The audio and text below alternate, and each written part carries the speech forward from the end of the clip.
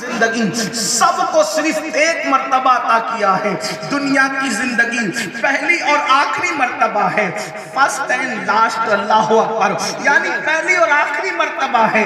اس سے پہلے ہم اس دنیا میں کبھی نہیں آئے تھے, اور جب یہاں سے مر کر کے کوچ کر جائیں گے تو اس کے بعد پھر دوبارہ اس دنیا میں کبھی نہیں آ سکو گے. کوئی نہیں آ سکے گا. مرنے کے بعد پلٹ کر اس دنیا کے اندر نہ کوئی آیا ہے نہ کوئی آ سکتا ہے.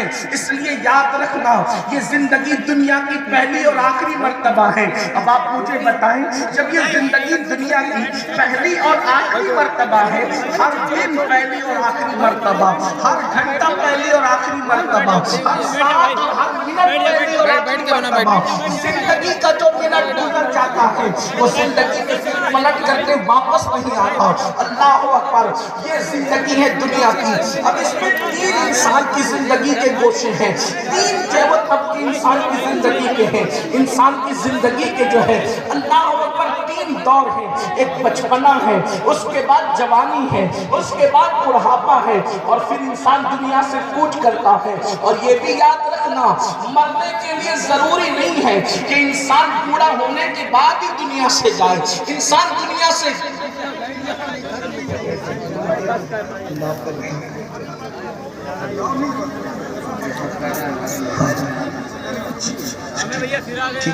محبتیں ایک بار سب درود شریف پڑھ لیں. رب صلی وسلم دائما ابدا علی حبیبک خیر الخلق کلہم صلاۃ و سلام علیک یا رسول اللہ صلی اللہ تعالی علیہ وسلم. تو یہ 3 ادوار جو ہماری زندگی کے, بچپنا, جوانی اور بڑھاپا. اب یہ بچپنا جو ہے انسان اس میں بھی کمزور رہتا ہے, انسان اس میں بھی ناسمجھ رہتا ہے, اور جب بڑھاپے میں پہنچ جاتا ہے تو بھی کمزوری پلٹ کر کے آتی ہے. بچپنا بھی کمزور, بڑھاپا بھی کمزور, اور دونوں کے درمیان جو جوانی ہے وہ کمزور نہیں بلکہ طاقتور ہوتی ہے. اور طاقتور اتنی ہوتی ہے کہ اس میں انسان کے جسم کا ہر حصہ طاقتور ہوتا ہے. دماغ سے لے کر پیر تک سب میں طاقت موجود ہوتی ہے. جذبات بھی جوان ہوتے ہیں, بولنے کی طاقت بھی جوان ہوتی ہے, سننے کی طاقت بھی جوان ہوتی ہے. گویا کہ انسان جوانی کے اندر ہر اعتبار سے طاقتور ہوتا ہے. بچپنے میں انسان اگر کوئی کام کرنا چاہے تو نہیں کر سکتا, بہت مجبور ہوتا ہے. اسی طریقے سے اگر بڑھاپے میں بھی کرنا چاہے تو انسان نہیں کر سکتا. میرے پیارے آقا صلی اللہ علیہ وآلہ وسلم کے پیارے دیوانوں, لیکن جوانی کے اندر اگر وہ کدال لے کر کے پہاڑ کو کھودنا چاہیں اور پہاڑوں کو ریزہ ریزہ کرنا چاہیں تو وہ پہاڑوں کو بھی کاٹ سکتا ہے. اور آپ دیکھ رہے ہیں کہ پہاڑوں کو کاٹ کر کے جو دنیا میں رستے بنائے جا رہے ہیں, آپ ان کی زندگی کو دیکھیں, آپ ان کی ایج کو دیکھیں تو آپ کو پتا چلے گا کہ اللہ اکبر نوجوانوں نے کیا کیا. اسی طریقے سے آپ دیکھیں, اللہ اکبر, بدر و احد کے جو فاتحین تھے وہ سب جوان تھے, خندق کھودنے والوں کی اکثریت جوان تھی, خیبر کا فاتح جوان ہے. اللہ اکبر. یعنی کہ آپ دیکھیں اسی طریقے سے سب سے پہلے مدینہ منورہ میں اللہ کے نبی صلی اللہ علیہ وآلہ وسلم نے جو اسلام کا پہلا مبلغ بنا کر حضرت مصعب ابن عمیر کو بھیجا تھا وہ بھی جوان تھے. حضرت سیدنا سعد ابن ابی وقاص فرماتے ہیں کہ میں جنگ احد میں رسول اللہ صلی اللہ علیہ وآلہ وسلم پر ہر آنے والے تیر کو اپنے سینے پر روک لیتا تھا. اس وقت میری عمر اتنی تھی کہ ابھی میرے چہرے پر داڑھی کے بال بھی مکمل نہیں آئے تھے. پتا چلا کہ جوانوں کو اللہ کے رسول صلی اللہ علیہ وآلہ وسلم نے بڑی اہمیت دی ہے, اور اسلام کا پرچم جو بلند ہوا ہے وہ جوانوں سے ہوا ہے. آپ اسی طریقے سے دیکھیے سندھ کی سرزمین پر محمد بن قاسم جو آئے تھے, اللہ اکبر, وہ بھی 17 سال کا جوان تھا. اسی طریقے سے آپ دیکھیں اندلس کے ساحل پر, اندلس کے ساحل پر جن لوگوں نے کشتیاں جلائی تھی حضرت طارق بن زیاد کے ساتھ, وہ سب کے سب جوان تھے. اسی طریقے سے آپ دیکھیں میرے آقا صلی اللہ علیہ وآلہ وسلم کے پیارے دیوانوں, آپ کو ہر جگہ پر جوان ہی جوان نظر آئیں گے. اللہ اللہ. اسی لیے دنیا ٹارگٹ کرتی ہے جوانوں کو. اللہ اکبر. دنیا اچھی طریقے سے جان چکی ہے. اللہ اکبر. بیت المقدس پر جنہوں نے اسلام کا پرچم لہرایا، صلاح الدین ایوبی کے سارے ساتھی وہ سب کے سب جوان تھے. اسی طریقے سے فتح مکہ کے اندر جو 10,000 کا لشکر جا رہا ہے وہ سب کے سب جوان ہیں. میرے آقا علیہ الصلوۃ والتسلیم کے پیارے دیوانوں، تو لوگوں کو ٹینشن کس بات سے ہے؟ مسلم جوانوں کی جوانی سے ٹینشن ہے. پوری دنیا لرزہ پر اندام ہے کہ مسلم جوان جس دن اپنے مقصد کی طرف آ جائیں گے. بہت دل کے کانوں سے سننا مسلمانوں، فتح پور اور ارد گرد سے آنے والے میری قوم کے جوانوں، یہ بہت دھیان سے آپ کو سننے کی ضرورت ہے. اللہ اکبر. دنیا اپنی تاریخ کو جانتی ہے کہ یہ مسلم جوان ہیں جنہوں نے زمین کا سینہ چیرنے کی طاقت ان کے بازوؤں کے اندر موجود ہے، جنہوں نے خندق کھود کر کے اسلام کا پرچم بلند کیا ہے، جنہوں نے کشتیاں جلا کر کے لوگوں کو عزم مصمم کا اللہ اکبر ایک نیا تصور عطا کیا ہے. اللہ اکبر. جنہوں نے ہند اور سندھ کی سرزمین پر اسلام کی عظمت کو چار چاند لگائے ہیں. اسی لیے دنیا جانتی ہے کہ مسلم جوان جس وقت اپنے مقصد کی طرف رخ کرتا ہے پھر دنیا کی کوئی طاقت اس کا مقابلہ نہیں کر سکتی، دنیا کی کوئی قوت اس کا مقابلہ نہیں کر سکتی. تو پھر کیا جائے کہ مسلم جوانوں کو ان کے مقصد سے ہٹایا جائے تاکہ یہ اپنے ایم سے ہٹ جائے، اپنے مقصد سے ہٹ جائے، زندگی کا مقصد یہ فراموش کر دے. اب پھر یہ کیسے ہٹاتے ہیں؟ دنیا کی باطل طاقتیں، دنیا کے اسلام دشمن قوتیں آپ کو اپنے مقصد سے ہٹاتی کیسے ہیں؟ اگر وہ گھر گھر آ کر کہیں گے کہ اپنے مقصد سے ہٹ جاؤ تو دنیا جانتی ہے مسلم قوم اتنی ضدی قوم ہے کہ اگر ان کے گھر پہ آ کر کہیں گے کہ اسلام چھوڑ دو اور اپنے مقصد سے ہٹ جاؤ، یہ اپنے جسم کے ٹکڑے ٹکڑے کروا سکتے ہیں لیکن یہ اسلام کو چھوڑ نہیں سکتے، اپنے مقصد سے ہٹ نہیں سکتے، کیونکہ وہ مکے کی سرزمین پر بلال حبشی جیسے جوان کی زندگی کو دیکھ چکے ہیں. جس وقت مکے کے گنڈوں نے حضرت بلال حبشی کو اسلام سے ہٹانے کے لیے مکے کی تپتی ہوئی ریت پر لٹایا تھا، بلال حبشی تپتی ہوئی ریت پر لیٹ کر بھی مسکراتے تھے اور اسلام کے دشمنوں سے کہتے تھے تم بلال کے جسم کے ٹکڑے ٹکڑے تو کر سکتے ہو مگر بلال سے اس کا ایمان نہیں چھین سکتے، بلال سے اس کا اسلام نہیں چھین سکتے. دشمن طاقتیں، اسلام دشمن طاقتیں حضرت بلال کے گلے میں رسی ڈال کر مکے کے چھوٹے چھوٹے بچوں کے ہاتھ میں، مکے کے چھوٹے چھوٹے بچوں کے ہاتھ میں حضرت بلال کے گلے کی رسی ڈال دے دیتے. وہ مکے کے چھوٹے چھوٹے بچے اس رسی کو لے کر کے حضرت بلال کو مکے کی گلیوں میں گھسیٹتے ہوئے پھرتے. تب بھی بلال سے کہا جاتا بلال اسلام چھوڑ دو، مذہب اسلام چھوڑ دو، اسلام کی تعلیم سے دستبردار ہو جاؤ. اللہ اکبر. لیکن اس کے باوجود بھی حضرت سیدنا بلال احد احد احد کی صدائیں لگاتے. اللہ تو ایک ہے، اللہ ایک ہے، اللہ ایک ہے، اللہ ایک ہے. پتا چلا کہ مسلمانوں کو مار کر کے، مسلمانوں کو دھمکیاں دے کر کے، مسلمانوں کو پیروں تلے کچل کر کے نہ ان کا دین لیا جا سکتا ہے، نہ ان کو مذہب سے ہٹایا جا سکتا ہے. تو اب دنیا نوٹنکی طور پر، ڈرامائی طور پر اور زیر زمین کے گندے منصوبے کے طور پہ اب دین سے ہٹانے کے لیے، مذہب سے ہٹانے کے لیے، مسلک سے ہٹانے کے لیے، مقصد سے ہٹانے کے لیے چند چیزوں کا استعمال کرتی ہے. کیا ان کو یہ نہ کہو کہ مذہب چھوڑ دو، ان کو یہ نہ کہو کہ مسلک چھوڑ دو، ان کو یہ نہ کہو کہ دین چھوڑ دو، ان کو الجھا دو گناہوں میں، ان کو الجھا دو آوارگی میں، ان کو الجھا دو عیاشی میں. اور پھر کیا کرو؟ کبھی نشے کے نام پر ان کے محلے میں نشے کو پرموٹ کرو، نشہ بیچو، بلکہ نہ بکے تو سستے میں گفٹ کرو تاکہ ان کے جوانوں کو نشے کا عادی بنا دو. جب کوئی جوان نشے کا عادی بنے گا پھر اس کو مذہب سمجھ میں نہیں آئے گا. جب وہ دھت پڑا رہے گا نشے میں تو اذان ہوگی تو وہ مسجد کیوں جائے گا؟ جمعہ کا دن آئے گا تو وہ غسل کیوں کرے گا؟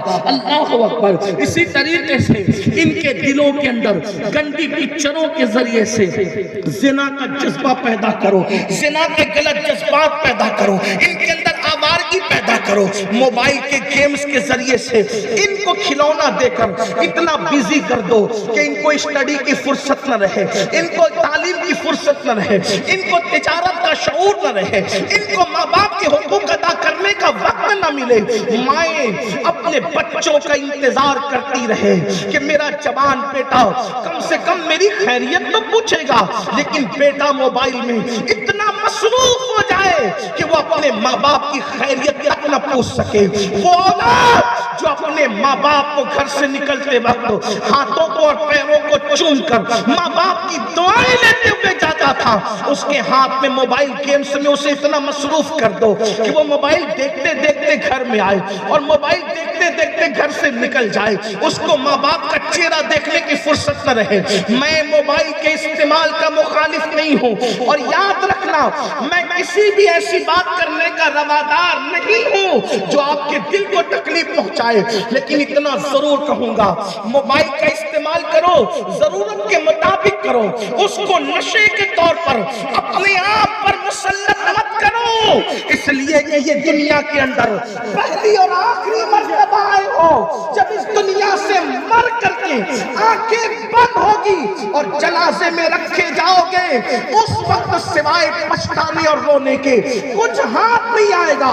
آپ سے پوچھتا ہوں موبائل گیم کا نقصان کیا ہے؟ لوگ کہتے ہیں اس میں تو کوئی فلم نہیں, اس میں تو کوئی تصویر نہیں, اس میں تو یہ نہیں, اس میں تو وہ نہیں. میں کہتا ہوں چلے میں نے آپ کی بات مان لی, حالانکہ کیا کیا میں آپ کو سب بتا کر کے اس کا نقصان بتا سکتا ہوں, لیکن وقت کی قلت ہے, مجھے اصل عنوان پہ گفتگو کرنا ہے. آپ سے پوچھتا ہوں جتنی دیر تک موبائل گھر میں بیٹھ کر کھیل رہے ہو کیا اتنی دیر تک باپ کا چہرے پہ نظر رہے گی؟ اتنی دیر تک ماں کے چہرے پہ نظر رہے گی؟ نہیں رہے گی. نظر کہاں رہے گی؟ موبائل پر رہے گی. پوچھو ان علماء سے, ہمارے بزرگوں نے کتابوں میں لکھا ہے اگر ماں باپ سامنے بیٹھے ہیں تو ان کی موجودگی میں کتاب نہ پڑھا کرو بلکہ ماں باپ کا چہرہ دیکھا کرو. وجہ کیا ہے؟ اللہ اکبر, کتاب پڑھنے کی بجائے ماں باپ کا چہرہ پڑھا کرو. کیوں؟ اس لیے کہ جو محبت سے ماں باپ کا چہرہ دیکھتا ہے اللہ اس کو مقبول حج کا ثواب عطا فرماتا ہے. نعرہ تکبیر, نعرہ رسالت, نعرہ رسالت. جشن عید میلاد النبی شہزادہ غوث الورا سید امین القادری صاحب قبلہ. نعرہ تکبیر. کوئی مکہ شریف میں موجود ہے اور اس کو حج کا موقع ملے وہ حج نہ کرے تو لوگ اس کو تانا دیں گے کہ نہیں دیں گے, کتنا بدبخت ہے, کتنا منحوس ہے, تجھے حج کا موقع مل رہا ہے مکے میں رہ کر تو حج نہیں کرتا.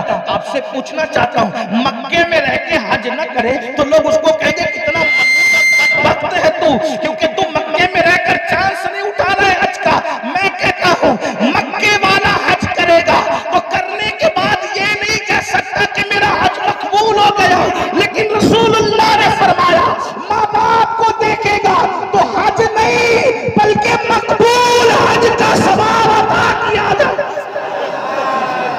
مقبول حج کا ثواب دیا جائے گا. اتنی بڑی نیکی چھوڑ کر تم موبائل دیکھ رہے ہو اور اس کے گیم کے اندر مصروف ہو, اس کے اندر ڈوبے ہوئے ہو. بتاؤ یہ کتنا بڑا نقصان ہے. وہ قیامت کی وہ سختی کو, گرمی کو, اس کی تکلیف کو یاد کرو جہاں ایک نیکی کی اہمیت ہوگی. ماں اپنے بیٹے کو ایک نیکی نہیں دے گی, بیٹا اپنی ماں کو ایک نیکی نہیں دے گا. جہاں ایک ایک نیکی کی قدر و قیمت ہوگی وہاں مقبول حج جیسی نیکی کی کیا قیمت ہوگی اندازہ تو کریں. اس لیے میں عرض یہ کرنا چاہتا ہوں اسلام دشمن طاقتیں یہ چاہتی ہے کہ مقصد سے ہٹانے کے لیے کبھی نشے کے نام پر, کبھی زنا کے نام پر، کبھی گندی فلموں کے نام پر، کبھی اللہ اکبر عیاشی اور آوارگی کے نام پر، کبھی موبائل گیمز کے نام پر آپ کو اتنا الجھایا جا رہا ہے. آپ خود سوچئے اپنے آپ میں ڈوب کر. اگر میری بات غلط ہو تو آپ اس کو کہہ سکتے ہیں، لیکن میں زمینی حقائق پیش کر رہا ہوں آپ کے سامنے. اے میری قوم کے جوانوں، بتاؤ جو نوجوان موبائل کے اندر بیزی ہو جاتے ہیں وہ اسٹڈی کب کریں گے؟ وہ کتابوں کا مطالعہ کب کریں گے؟ وہ اسکول کے ایگزام کی تیاری کب کریں گے؟ وہ کالج کے ایگزام کی تیاری کب کریں گے؟ یاد رکھنا، دنیا آپ کو پڑھنے نہیں دینا چاہتی، دنیا آپ کو تجارت کرنے نہیں دینا چاہتی. جو لڑکے موبائل کے اندر ڈوب جاتے ہیں وہ صحیح طور پہ تجارت بھی نہیں کر سکتے. ہم نے تو نہیں ہے، یہ چیز نہیں ہے، یہ چیز نہیں ہے، 15 دن کے اندر میڈیکل بند ہو گیا. یہ دنیا کی سازش ہے. دنیا آپ سے محبت نہیں کر رہی ہے. اور یہ علماء جو گیمز سے منع کرتے ہیں اور موبائل کو بقدر ضرورت استعمال کرنے کی بات کرتے ہیں، یہ آپ کے دشمن نہیں ہے، یہ آپ کے مستقبل کے حوالے سے فکر مند ہے. آئیے اب ان سارے حالات کا مقابلہ کیسے کریں؟ اول تو چیز میں آپ سے عرض کروں، اللہ اکبر، وہ لوگ جو نشے میں ڈوبے ہوئے ہیں، وہ لوگ جو نشے سے تعلق رکھتے ہیں، ان کے سامنے بیٹھا نہ کرو، نہ بیٹھ کرو، ان سے دوستی نہ کرو.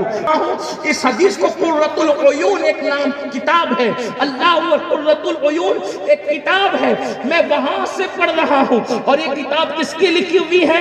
اللہ اکبر، فقہ حنفی کے ایک عظیم بطل جلیل فقہ حنفی، اللہ اکبر، جس کے ذکر کے بغیر اس کی تاریخ مکمل نہیں ہو سکتی. اپنے وقت کا ایسا فقیہ جس کے نام کے ساتھ فقیہ ایسے ہی جچتا ہے جیسے چاند کے نام کے ساتھ چاندنی جچتی ہے، اس فقیہ کو دنیا فقیہ ابو اللیث سمرقندی کے نام سے جانتی ہے. فقیہ ابو اللیث سمرقندی اپنی کتاب قرۃ العیون میں حدیث لکھ رہے ہیں. اب حدیث کیا ہے؟ جوانوں دل کے کانوں سے سنو، اللہ اکبر. میرے آقا ارشاد فرماتے ہیں، جو دنیا میں نشہ کرنے والوں کے ساتھ اٹھتے بیٹھتے تھے، جب وہ قیامت کے دن اٹھیں گے تو اندھے اٹھائے جائیں گے، ان کی آنکھوں میں روشنی نہیں ہوگی. نشہ کرنے والوں کے ساتھ اٹھنے بیٹھنے والے اندھے اور نابینا اٹھائے جائیں گے. آپ سے پوچھتا ہوں، جو دنیا میں اندھا ہے اس کی کیا حیثیت ہے؟ جو دنیا میں اندھے لوگ ہیں اکثر بھیک مانگتے ہوئے نظر آئیں گے، اکثر مجبور و لاچار نظر آئیں گے. مگر یاد رکھنا، جو دنیا میں اندھے ہیں ضروری نہیں ہے کہ وہ آخرت میں بھی اندھے ہوں. اللہ اکبر. لیکن جو آخرت میں اندھا اٹھے گا وہ اللہ کا دیدار کیسے کرے گا؟ جو آخرت میں اندھا اٹھے گا وہ رسول اللہ کا دیدار کیسے کرے گا؟ جو آخرت میں اندھا اٹھے گا اس کا انجام کیا ہوگا؟ مگر اللہ کے رسول صلی اللہ علیہ وآلہ وسلم فرماتے ہیں، جو دنیا میں نشہ کرنے والوں کے ساتھ اٹھتے بیٹھتے ہیں وہ آخرت میں اندھے اٹھیں گے، اس لیے ان سے دوستی توڑ دو. اب آپ کہیں گے آخر اتنی سخت وعید کیوں ہے؟ نشہ کرنے والوں کے ساتھ اٹھیں گے بیٹھیں گے تو اندھے اٹھیں گے. تو یاد رکھنا، اکثر نشے کی عادت صحبت کی وجہ سے پڑتی ہے، اکثر نشے کی لت صحبت کی وجہ سے پڑتی ہے. دیکھو بہت سارے ایسے لوگ ہیں جو سگریٹ پیتے ہیں تو ان کے ساتھ جو لوگ بیٹھتے اٹھتے ہیں وہ بھی سگریٹ کے عادی ہو جاتے ہیں. شروع میں دوست خود کہتے ہیں لے یار چل پی لے، ایک دو پیا اس کے بعد پھر خرید کر پینے لگتا ہے. اور یاد رکھنا، میں سگریٹ کے بارے میں کچھ زیادہ تو نہیں کہتا لیکن اتنا ضرور کہتا ہوں، مسلمانوں مجھے بتاؤ، اللہ اکبر، یہ سگریٹ ہی ہے جس سے پھیپھڑے خراب ہوتے ہیں، یہ سگریٹ ہی ہے جس سے کینسر آگے بڑھ رہا ہے، یہ سگریٹ ہی ہے جس سے جوان جلدی سے بڑھاپے کی دہلیز پر پہنچ جاتا ہے. یاد رکھنا. اور آپ سے پوچھتا ہوں، دنیا میں کوئی ایسی بھی بدعقل قوم دیکھی ہے جو اپنے ہاتھ سے اپنی دولت کو آگ لگائے؟ اللہ اکبر. بولو سگریٹ پینے والے اپنی دولت کو اپنے ہاتھ سے آگ لگاتے کہ نہیں لگاتے؟ اور یاد رکھنا، دنیا کے اندر موج مستیاں کرنے والوں، یہ دنیا میں آج عمل ہے حساب نہیں ہے، دولت ہے حساب نہیں ہے، زندگی ہے حساب نہیں ہے. کل عمل بھی نہیں ہوگا، کل دولت بھی نہیں ہوگی، کل زندگی بھی نہیں ہوگی اور اللہ ہم سے حساب لے گا. کتنا حساب لے گا؟ اللہ اکبر. اگر ہم نے کسی پڑوسی کی دیوار کو اپنے ناخن سے کھرچا ہوگا تو اس ناخن میں جتنی مٹی مٹی آئی ہوگی، اللہ پاک قیامت کے دن اس مٹی کے بارے میں بھی ہم سے سوال فرمائے گا۔ اللہ اکبر، جانوروں کی طرح بے رحمی کے ساتھ زندگی گزارنے والے انسان، آج تو اپنے ہاتھوں سے سگریٹ کو آگ لگا رہا ہے، سگریٹ کو نہیں اپنی زندگی کو آگ لگا رہا ہے، سگریٹ کو نہیں اپنی دولت کو آگ لگا رہا ہے۔ مجھے بتاؤ تو صحیح، آپ کہیں گے مولانا اتنی سخت بات نہ کرو، میں کہتا ہوں حضور کی زندگی پڑھو، علماء کی دعائیں لینے کے لیے توجہ چاہتا ہوں، حضور کی زندگی پڑھو۔ حضور علیہ السلام نے کبھی میدہ بھی نہیں کھایا، میدہ سمجھتے؟ میدہ سب سمجھتے میدہ کسے کہتے ہیں؟ حضور علیہ السلام نے پوری زندگی کبھی میدہ نہیں کھایا، میدے کی روٹی نہیں کھائی۔ کیوں نہیں کھائی؟ ناجائز تھا؟ نہیں۔ حرام تھا؟ نہیں۔ مکروہ تھا؟ نہیں۔ کیوں نہیں کھائی؟ توجہ، یہ اپنے نبی کی سیرت ہے، خاص طور پہ سننا۔ میدہ اس لیے نہیں کھایا کہ میدہ جب پیٹ میں جاتا ہے تو پھولتا ہے، اور جب پھولتا ہے تو اس سے سستی آتی ہے۔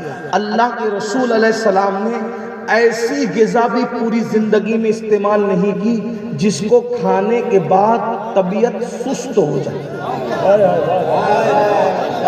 توجہ کریں، جس کو کھانے کے بعد طبیعت میں سستی آئے، حضور نے سست کرنے والی غذا حالانکہ جائز تھی، جائز ہونے کے بعد استعمال نہیں کی۔ اب آپ سے پوچھتا ہوں، جس نبی کا کلمہ پڑھتے ہو، صرف زبانی کلمہ پڑھتے ہو یا واقعی ان کو آئیڈیل مانتے ہو؟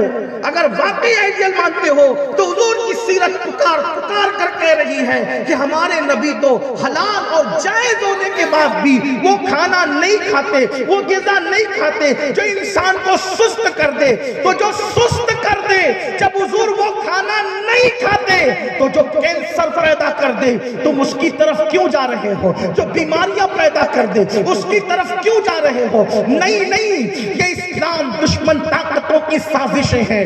نشہ ہو یا سگریٹ ہو یا اسی طریقے سے بڑھتی ہوئی نوجوانوں میں حقے کی لت ہے، حقہ پیتے پیتے انسان سگریٹ کی طرف جاتا ہے، اور پھر سگریٹ کے بعد انسان جو ہے باضابطہ طور پر نشے کی طرف جاتا ہے۔ مسلمانوں یاد رکھنا، تمہارے اور میرے نبی مصطفیٰ جان رحمت صلی اللہ علیہ وسلم نے فرمایا، جس نے زندگی میں شراب کا صرف ایک گھونٹ پیا ہوگا، ایک گھونٹ، اور مرنے سے پہلے اس نے توبہ نہیں کی ہوگی، جب اس کو اس کی قبر میں رکھا جائے گا اور وہ قیامت کے دن اس کی قبر سے اٹھے گا تو یا تو اس کا چہرہ سور کی طرح ہوگا یا تو اس کا چہرہ بندر کی طرح ہوگا۔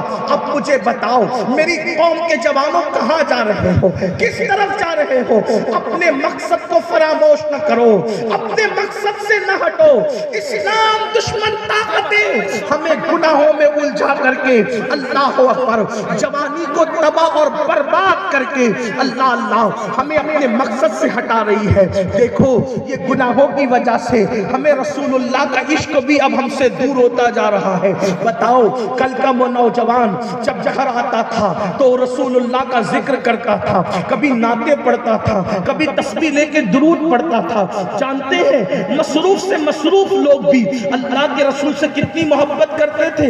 محمود غزنوی جیسا بادشاہ اتنا مصروف انسان تھا، اس وقت تک سوتا نہیں تھا جب تک 1000 مرتبہ اللہ کے رسول صلی اللہ علیہ وسلم پر درود نہیں پڑھ لیتا تھا۔ یہاں میں اتنے بڑا ہزاروں کا مجمع ہے، میری بہنیں بھی موجود ہیں بڑی تعداد میں، پوچھتا ہوں بتاؤ ہم روزانہ اپنے آقا پر کتنی بار درود پڑھتے ہیں؟ نبی کے نام پر جان قربان کرنے کی بات کرنے والوں کتنی بار حضور پہ درود پڑھتے ہو؟ اپنے نبی کو کتنی بار یاد کرتے ہو؟ آقا کے نام پر اولاد لٹانے کی بات کرنے والوں کتنی بار حضور پہ درود پڑھتے ہو؟ آپ بتاؤ۔ اللہ اکبر صرف زبانی دعویٰ کریں گے، صرف زبانی جمع خرچ کریں گے؟ بتاؤ آپ کہیں گے کیوں نہیں پڑھتے؟ کہ مولانا مصروف ہے۔ میں کہتا ہوں آج سے 50 سال پہلے کا مسلمان زیادہ مصروف تھا یا آج کا مسلمان زیادہ مصروف ہے؟ دیکھیے میں جو ہے ممبئی سے فتح پور مجھے آنا تھا، میں کتنے گھنٹے میں آیا؟ ممبئی سے فتح پور آنے میں مجھے 5 گھنٹے سے زیادہ نہیں لگا۔ گا. 2 گھنٹے لکھنؤ میں لگے اور اس کے بعد پھر 2-2.5 گھنٹے یہاں لگے. اللہ اکبر. اس سے پتا چلا کہ کل کا مسلمان 50 سال پہلے کا اگر اس کو ممبئی سے فتح پور آنا ہوتا تو کم سے کم 1 مہینہ چلا جاتا. تو جو مہینے کا سفر 5 گھنٹے میں طے کر رہا ہے وہ زیادہ مصروف ہے یا جو مہینہ بھر اونٹوں پہ چل رہا تھا, کھچروں پہ چل رہا تھا, گھوڑوں پہ چل رہا تھا, بعد میں سائیکل پہ چل رہا تھا؟ آپ مجھے بتائیں کون زیادہ مصروف ہے؟ اب آپ بتائیں. کل کے انسان سے زیادہ آج کا انسان مصروف نہیں ہے, لیکن کل جتنی عبادت ہو رہی تھی آج نہیں ہو رہی ہے. کل کا مسلمان ایک نماز پڑھتا تھا پابندی سے, آج 80% نہیں پڑھتے. پھر اس کے بعد جو 20% پڑھتے ہیں. کل کا مسلمان فجر کی 4 پڑھتا تھا, حنفی ہے تو ظہر کی 12 پڑھتا تھا, عصر کی 8 پڑھتا تھا, مغرب کی 7 پڑھتا تھا, پھر اوابین بھی 7 میں ملاتا تھا, عشاء کی کم سے کم 17 پڑھتا تھا. آج جو 20% نماز پڑھتے ہیں وہ فجر کی 4 تو پڑھتے ہیں لیکن ظہر کی 12 جلدی نہیں پڑھتے بلکہ 10 پڑھ کے 8 پڑھ کے بھاگ جاتے ہیں.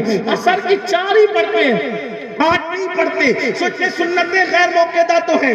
اسی طریقے سے مغرب کی 5 یا 3 پڑھ کے نکل جاتے ہیں. اتنی جلدی بھاگتے ہیں کچھ نمازی لوگ کہ ان کو دعا کرنے کا بھی موقع نہیں, ان کو دعا کرنے کی بھی فرصت نہیں. اور 17 تو شاید ہی لوگ پڑھتے ہوں گے, زیادہ تر جو ہے 3 جو ہے وہ 4, 2 اور 3. اسی طریقے سے 9 رکعت میں پوری عشاء ہو جاتی ہے. حالانکہ میں یہ نہیں کہتا کہ حرام کر رہے ہو, یہ کر رہے نہیں, لیکن اتنا ضرور کہوں گا جو مصروف لوگ تھے وہ 17 پڑھ رہے تھے اور جو لوگ کم مصروف ہیں وہ صرف 9 پڑھ کے مسجد سے بھاگ رہے. کیوں؟ اس لیے کہ یوٹیوب آواز دے رہا ہے, فیس بک آواز دے رہا ہے, دنیا کے گورکھ دھندے آواز دے رہے ہیں. مسلمانوں کل کی طرح ہم مصروف نہیں ہیں. آج اللہ نے بڑی راحت دی ہے, آج اللہ نے بڑا آرام دیا ہے, آج اللہ نے بہت وقت دیا ہے. کل کا مسلمان مصروف ہونے کے باوجود ایک رات میں ایک قرآن ختم کرتا تھا اور آج کا مسلمان اتنا فری ہونے کے باوجود پوری زندگی کبھی قرآن کو ہاتھ بھی نہیں لگاتا. آپ کیا کر رہے ہیں, ہم کیا کر رہے ہیں؟ بس اتنا یاد رکھنا ایک دن آخر موت ہے, موت. جسم کا تعلق جب تک روح سے جڑا ہوا ہے, چاہے جتنی موج مستیاں کر لو, چاہے جتنے حرام کام کر لو, چاہے جتنے گناہوں کے اڈے آباد کر لو, میرے بھائی ایک دن موت ہے, موت. جب جسم کا رشتہ روح سے ٹوٹ جائے گا, نہ تیری دادا گیری رہے گی, نہ کسی کی بابا گیری رہے گی, نہ کسی کی خوبصورتی رہے گی, نہ کسی کا حسن رہے گا, نہ کسی کا جمال رہے گا, نہ کسی کی طاقت رہے گی, نہ کسی کی قوت رہے گی, نہ کسی کا جاہو جلال رہے گا, نہ کسی کی اولاد اس کے ساتھ رہے گی, نہ کسی کی دولت رہے گی. بڑی بڑی بلڈنگوں پہ گھمنڈ کرنے والوں, اپنی دولت کے نشے میں اللہ کو بھولنے والوں, جوانی کے نشے میں خدا کی نافرمانی کرنے والوں, جس دن روح کا رشتہ جسم سے ٹوٹ جائے گا, تصور تو کرو کہاں ہے ہلاکو خان, کہاں ہے چنگیز خان, کہاں ہے فرعون, کہاں ہے نمرود, کہاں ہے بخت النصر, کہاں ہے یزید, کہاں ہے وقت کے ظالم حکمران. آج ان کی قبروں کا نشان نہیں جنہوں نے لوگوں کی کھوپڑیوں میں شراب پیا تھا. توجہ کرنا, دولت کے نشے میں لوگوں پہ ظلم کرنے والوں, اقتدار کے نشے میں لوگوں پہ ظلم کرنے والوں, جوانی کے نشے میں لوگوں پہ ظلم کرنے والوں, آپ کیا میں کیا, اتنی طاقت اور سطوت اللہ نے لوگوں کو دی تھی کہ لوگوں نے جام اور برتن کی بجائے لوگوں کی کھوپڑیوں میں شراب پیا. ایسے بھی لوگ گزرے موج مستیاں کرنے والے. مغلوں کا ایک لڑکا تھا جسے لوگ شہزادہ کہتے, نام نہیں لوں گا. ایک بار اس کی داشتہ